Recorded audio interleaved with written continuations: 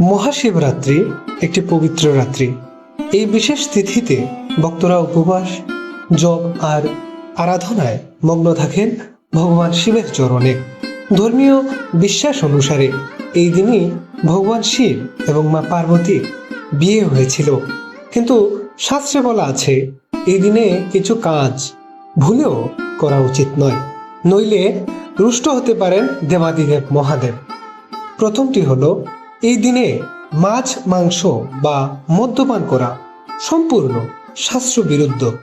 কেউ নির্জলা উপবাস না থাকতে পারলেও যেন ফলমূল আর নিরামিষ খাবার গ্রহণ করেন, নয়তো রাহু, কেতু তথা শনিদেবের কুপ্রভাবের শিকার হতে হবে।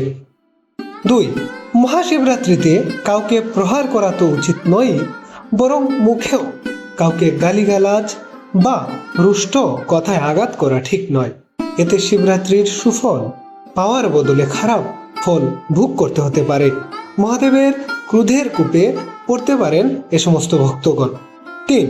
শিবরাত্রির দিনে ঘুমানো উচিত নয়, এতে সূর্যদেব রুষ্ট হতে পারেন, যার জন্য হতে পারে শরীরে কঠিন রোগ ব্যাধি এবং মানহানিও।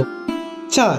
ভাঙা চাল শিবলিঙ্গে কখনোই নিবেদন করা উচিত নয়, এটি মহাদেবের পছন্দের তালিকায় নেই।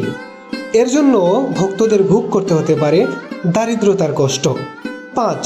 শিবরাত্রিতে শিবলিঙ্গে সিঁদুর বা হলুদ কখনোই দেওয়া উচিত নয়, ইহা শিবপুরাণে উল্লেখিতভাবে নিষিদ্ধ করা হয়েছে।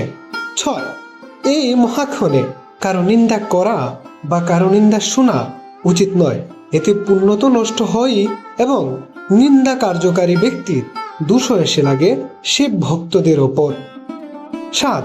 কোনো মহিলাদের সঙ্গে কোনোভাবে খারাপ কথা বার্তা বলা উচিত নয় এবং কোনো মহিলাকে অপমান করা উচিত নয়।